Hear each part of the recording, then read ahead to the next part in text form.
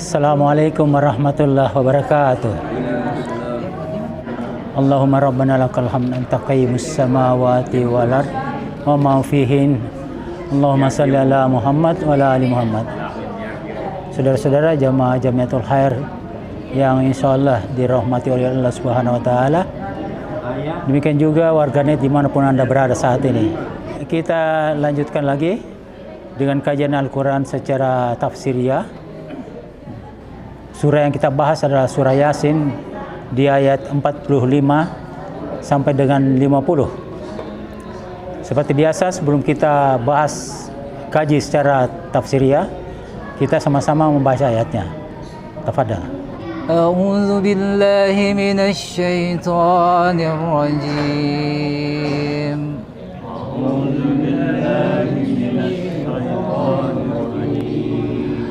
وَإِذَا قِيلَ لَهُمُ اتَّقُوا مَا بَيْنَ أَيْدِيكُمْ وَمَا خَلْفَكُمْ لَعَلَّكُمْ تُرْحَمُونَ.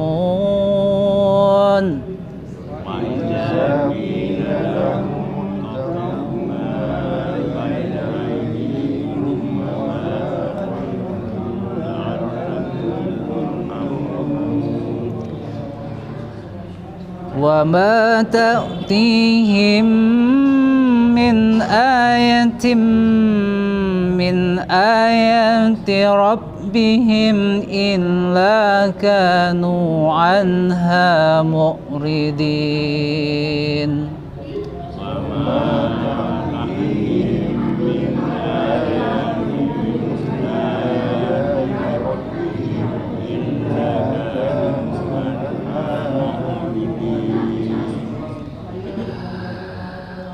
وَإِذَا قِيلَ لَهُمْ أَنفِقُوا مِمَّا رَزَقَكُمُ اللَّهُ قَالَ الَّذِينَ كَفَرُوا لِلَّذِينَ آمَنُوا أَنُطْعِمُ مَن لَّوْ يَشَاءُ اللَّهُ أَطْعَمَهُ إِنْ أَنتُمْ إِلَّا فِي ضلال مبين.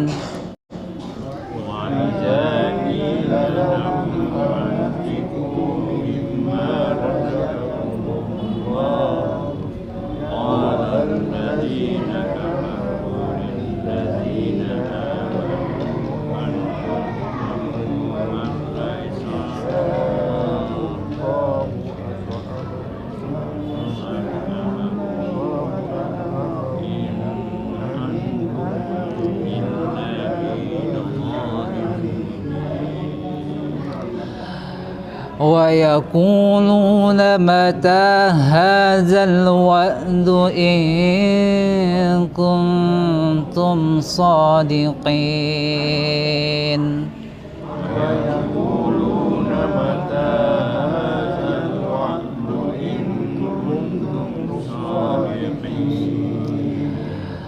ما ينظرون إلا صيحة واحدة تأخذهم وهم يخصمون.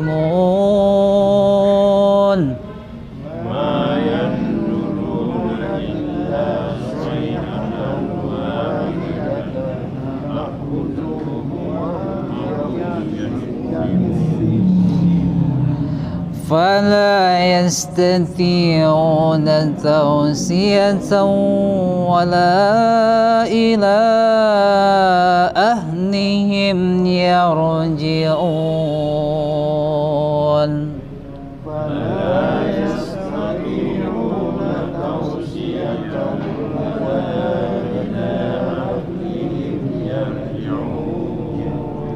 صدق الله العظيم.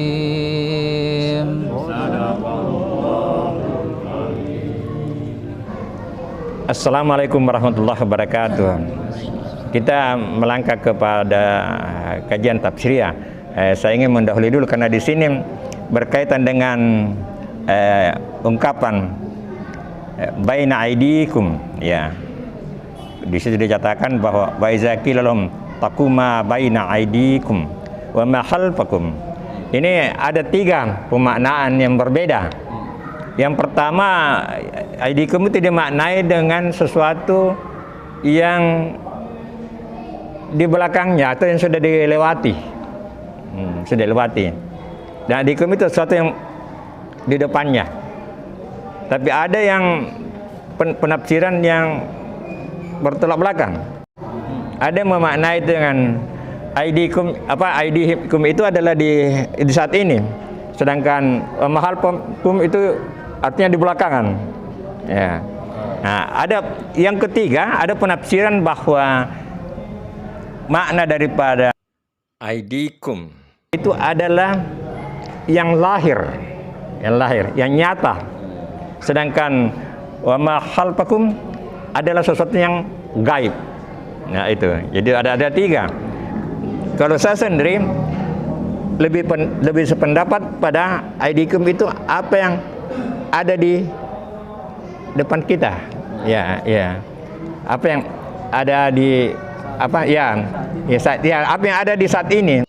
Aidikum. Nah, kita ada pertanyaan. Kita sedang kemana?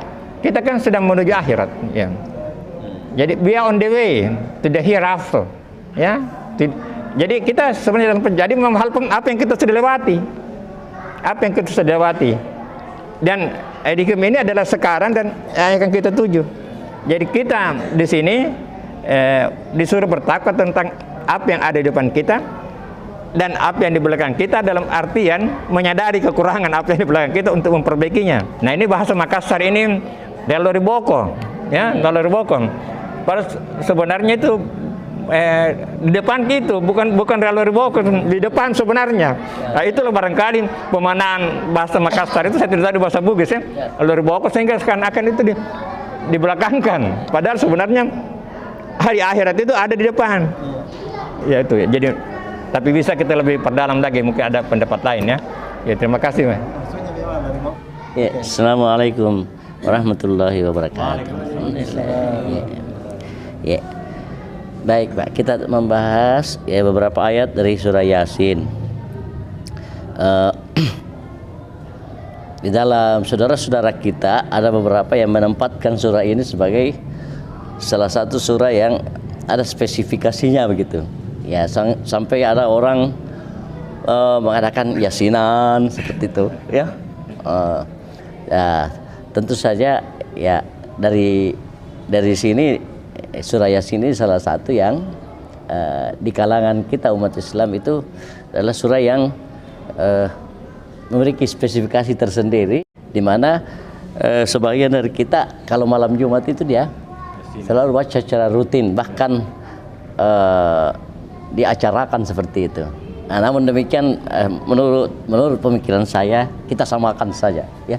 Ya, kapan saja penting dibaca, yang mana yang penting ya kita lihat waktunya, kita sesuaikan kondisinya. Baik. Namun demikian ini ada beberapa yang mengambil sebagai ilmu-ilmu, Pak. Contohnya itu di ayat 53. Ya. Ya.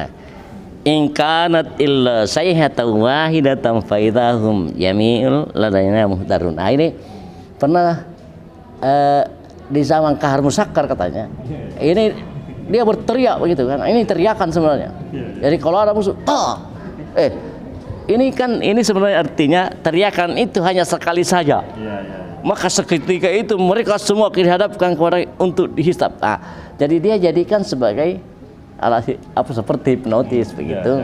Nah, dan terkadang jadi dan ini pengalamannya yang pernah ikut pada Kahar Musakkar itu besan saya. Namanya Pak Anwar dan sudah meninggal. Dia pengikut dari Kahar. Nah, dia sempat menceritakan itu. Kahar itu juga termasuk sesuatu yang diberi kelebihan. Contohnya misalnya, ini keluar saja ini. Tidak usah dulu pergi perang. Tapi kalau dia ngotot, biasanya dia yang syahid.